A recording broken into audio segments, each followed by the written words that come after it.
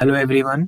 तो पीटी के जो भी आंसर किया है उससे आप एक बेसिक जजमेंट तो अपना ले ही लिए होंगे कि आपको मेंस का प्रिपरेशन करना है कि नहीं करना। तो वैसे लोग जो जेपीएससी मेंस का तैयारी स्टार्ट कर रहे हैं, आफ्टर पीटी आपको क्या क्या काम करना चाहिए जिससे आपका मेंस का तैयारी सही से हो पाए और क्या क्या स्टेप आपको फॉलो करना होगा, ये हम आपको रफली इस वीडियो में बताएंगे। ठीक है, तो वीडियो को पूरा एंड तक देखिएगा ताकि कोई इंपॉर्टेंट पार्ट मिस नहीं हो।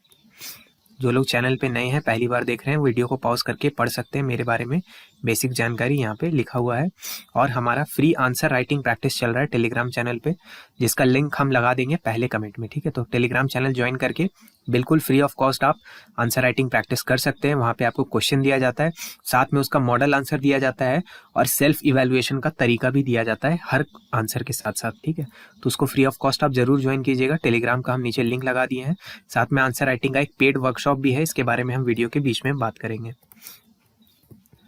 चलिए, सबसे इंपॉर्टेंट बात यह है कि लैंग्वेज पेपर बहुत बड़ा डिफरेंशिएटर है, इसलिए कृपया करके सोच समझ के इसको चूज कीजिएगा। ठीक है, तो लैंग्वेज पेपर में अपना बहुत दिमाग खर्च करेंगे इसको चुनने के लिए, क्योंकि लास्ट ईयर का जब आप रिजल्ट उठा के देखेंगे या उससे पहले भी देखेंगे तो लैंग्वेज पेपर ही मेक और ब्रेक का काम करता है। यानी बहुत सारा ऐसा लोग होता है जिसका बाकी सारे पेपर में ठीक ठाक नंबर उठ जाता है, लेकिन लैंग्वेज में क्योंकि उसको बहुत गंदा मार्क्स मिलता है जिसके वजह से वो काफ़ी पीछे रह जाते हैं। ठीक है, जैसे एक लैंग्वेज है जिसमें अगर एवरेज मार्किंग खराब मार्क्स भी होगा तो आपको 100 नंबर के लगभग में मिल जाएगा, 100-110 मिल जाएगा।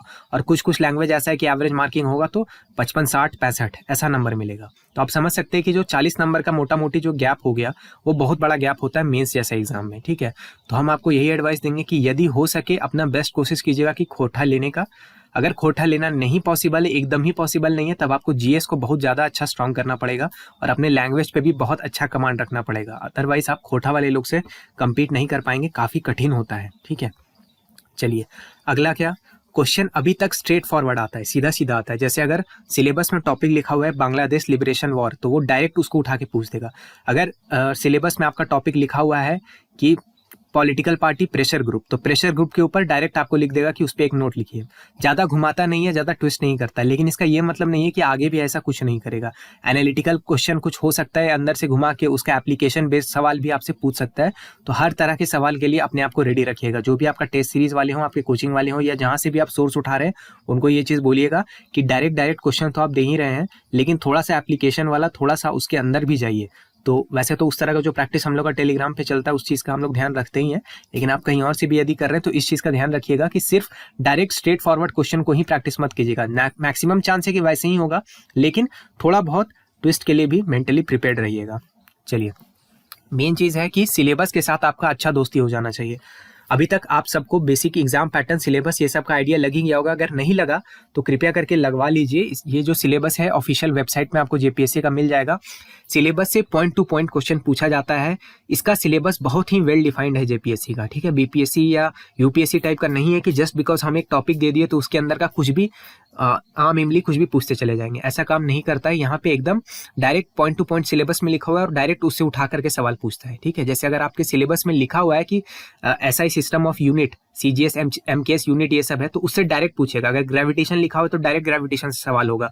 ऐसा नहीं कि उसके बहुत ज्यादा उसको ट्विस्ट करेगा, उसके अंदर उल्टा सीधा काम नहीं करेगा। बहुत ही वेल डिफाइंड, बहुत ही अच्छे से डिवाइडेड है सिलेबस। तो सिलेबस से अच्छा से दोस्ती कीजिए, उसको पढ़िए, सामने चिपका लीजिए, बेस्ट रहेगा। अदरवाइज पीडीएफ में फोन में रोज खोल के देखिए ताकि एक एक चीज आपको लिंक हो जाए। सिलेबस के बाहर कुछ मत पढ़िएगा। सिलेबस बहुत ही वेल डिफाइंड है लेकिन बहुत लंबा भी है, इस चीज का भी ध्यान रखना है। ठीक है, जैसे हम कुछ आपको सैंपल देते हैं सिलेबस का और उसके क्वेश्चन का। जैसे यहाँ पे आप देखेंगे सिलेबस का टॉपिक क्या है आपका, फंडामेंटल राइट्स एंड ड्यूटीज। ठीक है, यहाँ पे जरा ध्यान दीजिएगा, फंडामेंटल राइट्स एंड ड्यूटीज। और इसका क्वेश्चन क्या पूछा है, ये प्रीवियस ईयर का ही क्वेश्चन हम उठा के लाए हैं कि critically define the emerging nature and scope of the protection of fundamental rights regarding freedom of speech. यानी आर्टिकल 19 के ऊपर आपसे सवाल पूछा। फंडामेंटल राइट्स आपको पढ़ना है तो एक एक आर्टिकल के ऊपर अच्छा से आपको नॉलेज होना चाहिए। साथ में इसके ऊपर सुप्रीम कोर्ट का बहुत सारा जजमेंट्स आएगा, क्योंकि बहुत बर्निंग इशू होता है फंडामेंटल राइट्स, तो इसको आपको अच्छा से करना था। थोड़ा सा डीप में गया। यहाँ पे देखिए, ये एक इजी क्वेश्चन का एग्जांपल है कि सिलेबस में टॉपिक क्या लिखा हुआ था, emergency provisions of the constitution. यहाँ पे क्या है, political parties and pressure groups.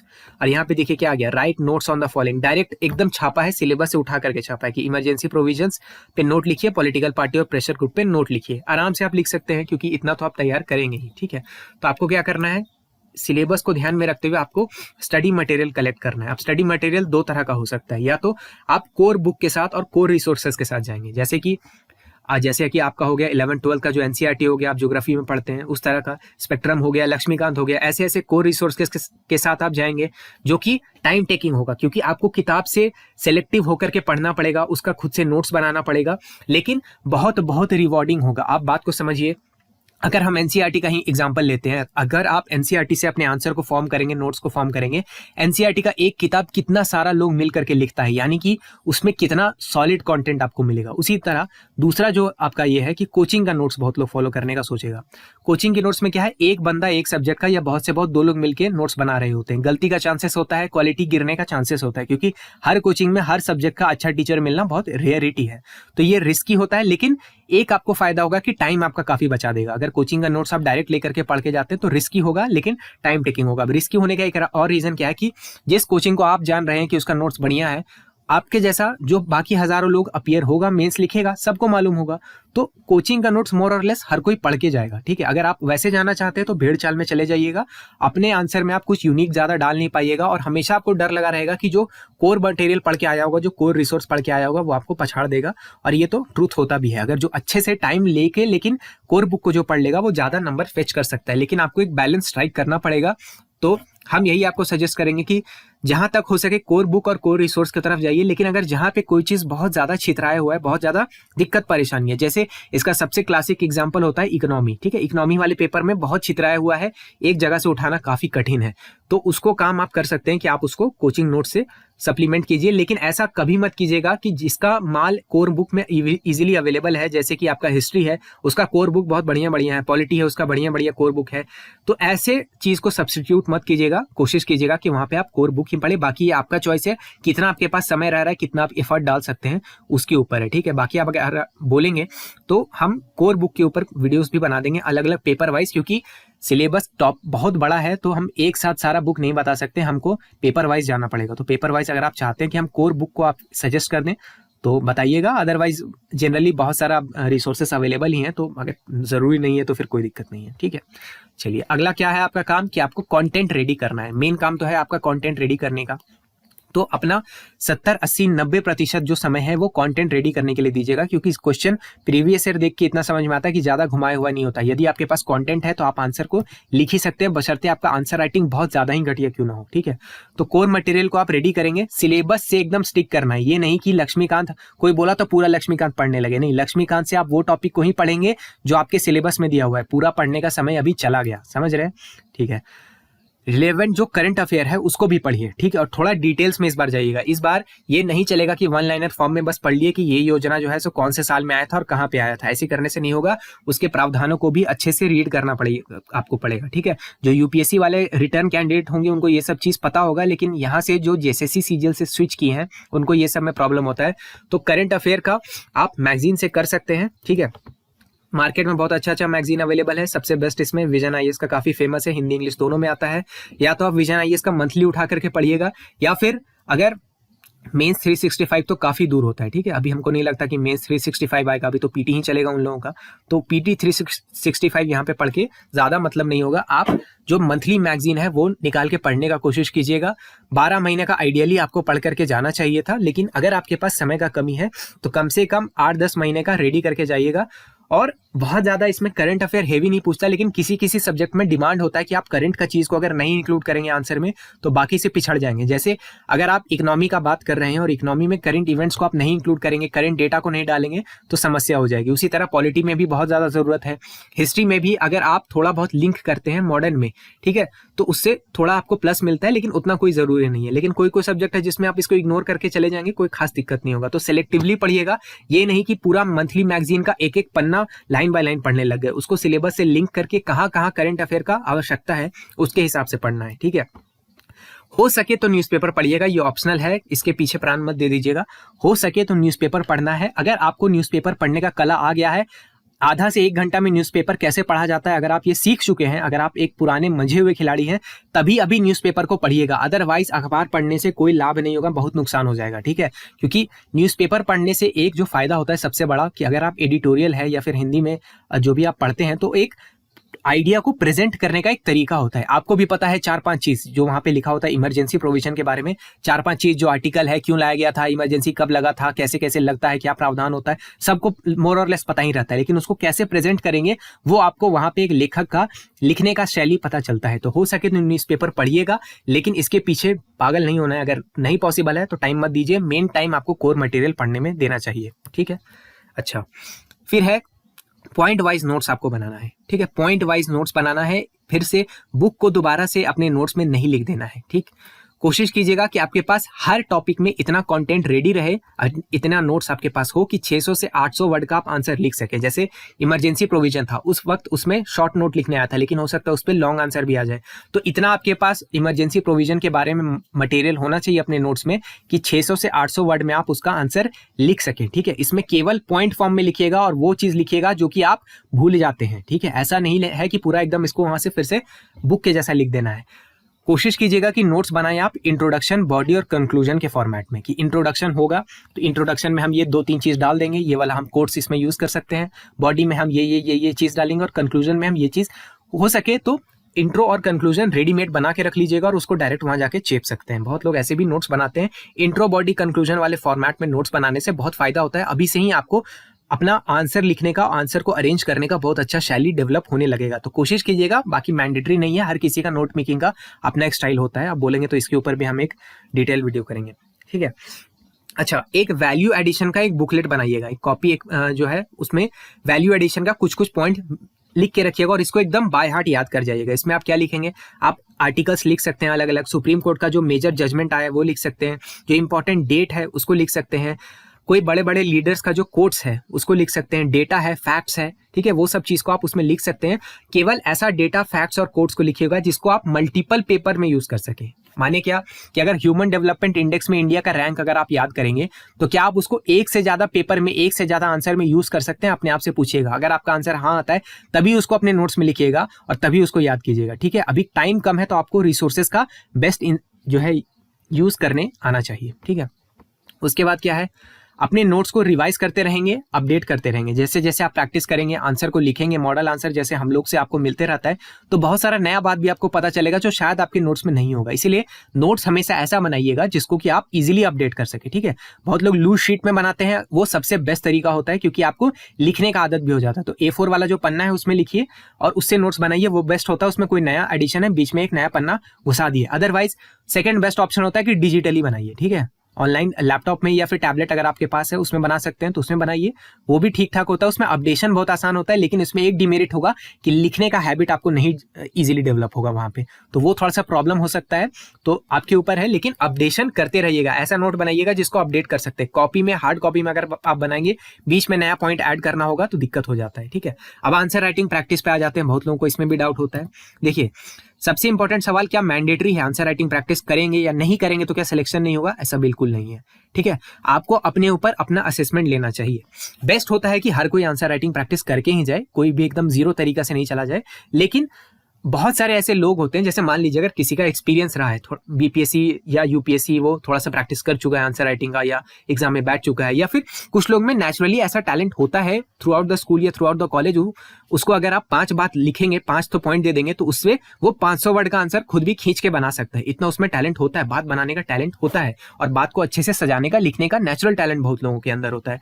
तो अगर आपको लगता है, आप कॉन्फिडेंट हैं बहुत ज्यादा, तो कोई दिक्कत नहीं है। ऐसा नहीं है कि आंसर राइटिंग नहीं करेंगे तो सिलेक्शन ही नहीं होगा, ऐसा नहीं है। लेकिन इसमें ये इतना ध्यान रखिएगा कि दूसरे का हवेली देख के अपना झोपड़ी नहीं जला देना है। माने क्या कि बहुत सारा टॉपर लोग आपको बताते हुए देखेंगे कि हम तो आंसर राइटिंग नहीं किए थे फिर भी मेरा सिलेक्शन हो गया था। तो आप उससे अपने आप को थोड़ा सा देखिए, अपने आप को तोलिए उसके कंपैरिजन में कि भैया उसका क्या बैकग्राउंड था। वो इंग्लिश मीडियम से आता था, बहुत बड़े कॉन्वेंट स्कूल में पढ़ा था, वहां पे उसको बचपन से बहुत अच्छा लिखना, पढ़ना, बोलना सब कुछ सिखाया गया था। और आप आते हैं सरकारी स्कूल से, आप झारखंड बोर्ड से, बिहार बोर्ड से पढ़ाई किए, कॉलेज आप कॉरेस्पॉन्डेंस से किए, कॉलेज कभी जाते ही नहीं थे, किसी तरह से पर्चा उर्चा से आंसर लिख करके कैसे भी करके पास हो गए थे। तो अगर आप वैसे व्यक्ति हैं, लाइफ में कभी उतना ज्यादा लिखे ही नहीं है, और आप उससे कंपेयर किए कि अच्छा वो जो टॉपर था और मेरा भी तो पीटी में बहुत अच्छा नंबर आ रहा है तो हम भी तो उसके बराबरे हो गए, और आप उसका हवेली देख के अपना झोपड़ी चला दिया, और आप भी अगर आंसर राइटिंग प्रैक्टिस नहीं करेंगे तो प्रॉब्लम हो जाएगा। इसीलिए अपने आप को जज कीजिए, जरूरी लगता है तो कीजिए, बहुत सारे रिसोर्स अवेलेबल है, नहीं लगता है तो मत कीजिए, टेंशन लेने का बात नहीं है, मेन काम आपको कंटेंट पे करना चाहिए, ठीक है। अच्छा, सोर्स कहाँ से लें, आंसर राइटिंग का प्रैक्टिस करें कहाँ से? एक तो हम बोलेंगे भैया टेलीग्राम पे डाल ही रहे क्वेश्चन हम लोग, वहां पे जाके आप कर लीजिए। अदरवाइज एनसीईआरटी के पीछे आपको बहुत सारा क्वेश्चन मिलेगा, वहां से कर सकते हैं। बेस्ट रिसोर्स जो होता है वो है प्रीवियस ईयर क्वेश्चन, ठीक है। प्रीवियस ईयर क्वेश्चन को अगर आप अच्छे से प्रैक्टिस करते हैं तो आपका बहुत अच्छा तैयारी हो जाएगा, आंसर राइटिंग का एक बहुत अच्छा तरीका आपको मिल जाएगा। उसके साथ में बहुत सारे आपको अदर कमीशन है, जैसे बीपीएससी हो गया, यूपीएससी हो गया, उसमें भी जो रिलेवेंट क्वेश्चन है जो आपके सिलेबस से मेल खाता है उसको आप लिख के ट्राई कर सकते हैं, ठीक है। लेकिन यूपीएससी थोड़ा ज्यादा ही अदर लेवल पे चला जाता है लास्ट टाइम से, तो बीपीएससी भी अपना लेवल ऊपर ही कर दिया है, तो उस सब से थोड़ा बचिएगा। मेन आप पीवाईक्यूज पे ध्यान दीजिए, जो आपको मॉडल क्वेश्चन हम लोग दे रहे हैं वहां से कीजिए, और अदरवाइज आप कोई पेड मटेरियल ले रहे हैं तो ये आपके ऊपर है, ठीक है। अच्छा, लिखने में बहुत लोगों को ब्लॉकेज रहेगा, ठीक है, अभी मन नहीं करेगा लिखने के लिए, क्योंकि अभी आप पीटी वाले मोड में थे, एमसीक्यू मस्त मस्त ऐसे टिक मारते थे, मजा आता था। तो स्टार्ट में क्या कीजिए कि सिंगल एक एक क्वेश्चन ही लिखिए, और बुक का या नेट का यूज करते हुए लिखिए। जैसे इमरजेंसी प्रोविजन पे अगर आपको क्वेश्चन आया, तो इमरजेंसी प्रोविजन बहुत लोग को हो सकता है नहीं ध्यान में है, सारा चीज उसके बारे में नहीं ध्यान में, कोई दिक्कत नहीं है। सामने लक्ष्मीकांत खोलिए, और लक्ष्मीकांत में जो जो चीज दिया हुआ है उसको हेल्प से आप क्या लिखेंगे, अपने आंसर में क्या डालेंगे, 600 वर्ड में या 800 वर्ड में क्या क्या चीज उसमें से आप लेंगे, क्या क्या चीज छोड़ेंगे, आप देख देख के ही लिखिए ना। लिखने का हैबिट पहले डेवलप कीजिए, आइडिया को प्रेजेंट करने का हैबिट डेवलप कीजिए कि हम प्रेजेंट भी कर पा रहे हैं कि नहीं कर पा रहे हैं। उसके बाद धीरे धीरे जब आपका कंटेंट डेवलप होने लगेगा, जब आप इमरजेंसी प्रोविजन पूरा पढ़ लेंगे, तब फिर है कि लक्ष्मीकांत को क्लोज कीजिए और आप खुद से आंसर लिखिए, ठीक है। तो उसके बाद जब आपका नॉलेज बन जाएगा तो एक एक क्वेश्चन ही लिखिएगा उस समय से, ठीक है। एक एक क्वेश्चन रोज या 2-3 दिन के गैप पे भी लिखेंगे, बहुत अच्छा प्रैक्टिस हो जाएगा, कोई दिक्कत का बात नहीं है, ठीक है। जब इतना काम आप कर लेंगे और उसके बाद आपका कंटेंट भी ठीक ठाक डेवलप हो गया, उसके बाद अगर आपके पास समय बचता है और पैसा बचता है, तब आप फुल लेंथ टेस्ट का कोई पैकेज खरीद सकते हैं। मार्केट में बहुत जगह पे आपको मिलेगा जिसमें इवैल्यूएशन होता है, ठीक है, वो आपका कॉपी को चेक करके देंगे। अब कुछ कोचिंग में ठीक ठाक होता है, लेकिन कहीं कहीं पे ये हाँ बकवास चलता है। होता क्या है कि आपके ही जैसा कोई बंदा होगा जो तैयारी कर रहा होगा, जिसको पैसे का थोड़ा जरूरत होगा, तो उसको आपका कॉपी थमा दिया जाता है और बोलता है कि इसमें मार्किंग कर दो, फीडबैक दे दो, और इतना इतना नंबर दे देना। एक एवरेज मार्किंग सेट होता है उस कोचिंग का, वो नंबर आपको दे दिया जाता है, और रैंडम 3-4 बात होता है उसको समझा दिया जाता है कि ऐसे ऐसे करके लिखना, ये इंप्रूव कीजिए, यहाँ पे डालिए, फॉर्मेट सही कीजिए, हैंडराइटिंग डालिए, ऐसे वैसे करके वो उसको बोल दिया जाता है, ठीक है। तो आप देख समझ के लीजिएगा, पैसा इसमें थोड़ा लग सकता है, लेकिन वो कोचिंग ऑथेंटिक है कि नहीं है इसको भी ध्यान रखेंगे। बाकी बहुत सारा कोचिंग है जो इसको बहुत अच्छे तरीके से भी एग्जीक्यूट करता है, तो ये आपके ऊपर है। टाइम और पैसा है तभी ये लीजिएगा, ये मैंडेटरी यहाँ पे नहीं है, हम पहले ही बता दिए थे, ठीक है। अब आते हैं थोड़ा रिविजन पे। रिविजन क्या है, या तो वीकली कीजिए या तो डेली कीजिए। अब वीकली बहुत आइडियल हो जाता है, सबको लगता है कि हाँ अगला संडे आएगा मस्त रिवीजन करेंगे, संडे आता है सोते हैं और निकाल देते हैं, तो ऐसा काम नहीं करना है। बेस्ट कोशिश कीजिएगा कि डेली रिवीजन अगर हो सके, ठीक है। अब डेली पूरा सिलेबस इतना बड़ा है आपका, तो पूरा तो आपको करने का पॉसिबिलिटी नहीं है, लेकिन डेली कम से कम आधा 1 घंटा रिवीजन का निकालिए। 1 घंटा में आप अपने आप से बोलिए कि 1 घंटा है, 15-15 मिनट 4 टॉपिक हम रिवाइज करेंगे। कोई भी रैंडम 4 टॉपिक आप उठाइए जो आप इस हफ्ता पढ़े होंगे या पहले भी पढ़े होंगे, कोई दिक्कत नहीं है, उसको उस दिन बस रिवाइज कर लीजिए, ठीक है। अगला दिन फिर ऐसे ही 4 टॉपिक, अगला दिन फिर ऐसे ही 4 टॉपिक, तो 15-15 मिनट में 4-4 टॉपिक आप रिवाइज करना है, तो ये थोड़ा डुएबल होता है। वीकली कीजिएगा तो लगे अरे पूरा सिलेबस पाइलअप हो गया, कैसे रिवाइज करें, मेरा तो बहुत चीज छूट रहा है, तो वो आइडियल नहीं होता है, ठीक है। मेमोराइजेशन इंपॉर्टेंट है, याद भाई करना पड़ेगा, ठीक है। पीटी जैसा नहीं है कि हाँ सामने में आपका आंसर लिखा हुआ है तो थोड़ा सा फील आ ही जाएगा और उससे हम टिक कर देंगे। यहाँ पे वैसे नहीं होता, यहाँ पे किस्मत का भी कोई रोल नहीं है भैया। निगेटिव मार्किंग ये सब वाला वहाँ पे खेला था, खत्म था, वहाँ पे नहीं होता था निगेटिव मार्किंग, तो लक का बहुत बड़ा रोल था। यहाँ तो ऐसा कुछ है नहीं, या तो आपको डेटा आता है या तो आपको डेटा नहीं आता है, ठीक है। अगर आपको वहां पे बजट से रिलेटेड कोई सवाल पूछ दिया कि right a note on the budget, budget के बारे में आपको बहुत सारा डेटा, बहुत सारा फैक्ट वहां पे डालना पड़ेगा। अगर आप सिंपल लिखिएगा कि नहीं बजट बहुत अच्छा डॉक्यूमेंट होता है, बजट में इतना पन्ना होता है, बजट जो है हमारे देश के इकोनॉमिक फ्रेमवर्क को बहुत अच्छे से रिप्रेजेंट करता है, ऐसा बात बस बनाने से तो होगा नहीं, वहां पे डेटा डालना पड़ेगा। डेटा कब डालिएगा, जब डेटा आपको याद होगा। इकोनॉमी वाले क्वेश्चन में डेटा नहीं डालिएगा, हिस्ट्री वाले क्वेश्चन में अगर आप डेट नहीं डालेंगे, ठीक है, और पॉलिटी वाले क्वेश्चन में अगर आप आर्टिकल का, शेड्यूल का, सुप्रीम कोर्ट के जजमेंट का, ये सब चीज का मेंशन नहीं करेंगे, गवर्नेंस में सेकंड एआरसी रिपोर्ट को नहीं डालेंगे, तो कहां से आपको नंबर मिलेगा भाई, कहां से मार्क्स मिलेगा। तो उसके लिए मेमोराइज करना बहुत जरूरी है, याद आपको करना पड़ेगा और उस पर फोकस कीजिएगा, ठीक है। ये स्टेट पीएससी का एग्जाम है, यूपीएससी जैसा नहीं चलता कि एनालिटिकल अप्रोच है, एनालाइज कर करके लिख लाख के बराबर कर दिया, ऐसा नहीं होगा। यूपीएससी में भी इनफैक्ट बहुत सारा चीज को याद करना पड़ता है, वो सब मिथ है, जो तैयारी नहीं किया है उसको दूर से देख के लगता है, जब एक बार उतरो तब समझ में आएगा, ठीक है। चलो जाते जाते आंसर राइटिंग वर्कशॉप के बारे में आपको बताते हुए जाते हैं। प्राइस इसका बहुत नॉमिनल रखा गया है। वर्कशॉप में क्या कवर होगा, अगर आप लाइफ में कभी आंसर नहीं लिखे हैं, A to Z हम आपको सिखाएंगे आंसर राइटिंग कैसे किया जाता है, कहाँ से किया जाता है, कैसे अपने आंसर को, ऑर्डिनरी आंसर को एक्स्ट्रा ऑर्डिनरी बनाया जाता है, कैसे AI का प्रयोग करना है अपने JPSC मेंस की तैयारी के लिए। इसमें डाउट सॉल्विंग भी रहेगा, यानी ऐप के अंदर आप मेरे से डायरेक्ट कॉन्टैक्ट कर सकते हैं। और भी बहुत सारा चीज़ इसमें कवर होगा। Demo videos exam cluster app में अवेलेबल है, जिसका लिंक हम लगा देंगे नीचे पिन कमेंट में। वहां से जाकर के आप डेमो वीडियोस देखिए। कोई भी डाउट है, कोई भी क्वेरीज है, स्क्रीन पे ये व्हाट्सएप नंबर दिया हुआ है 8987921161, ये हम पिन कमेंट में भी डलवा रहे हैं। वर्कशॉप से रिलेटेड कोई भी आपको डाउट है कि इसमें क्या मिलेगा क्या नहीं मिलेगा, तो यहाँ से पूछ सकते हैं। डेमो वीडियोस देखिए, चाहे तो इनरोल कर सकते हैं। आई होप आपको इस वीडियो से कुछ वैल्यूएबल इन्फॉर्मेशन मिला होगा। अगर इन्फॉर्मेशन वैल्यूएबल लगा तो वीडियो को लाइक करके आप हमारा मनोबल बढ़ा सकते हैं। मेरा नाम है ऋषिकेश। जय हिंद।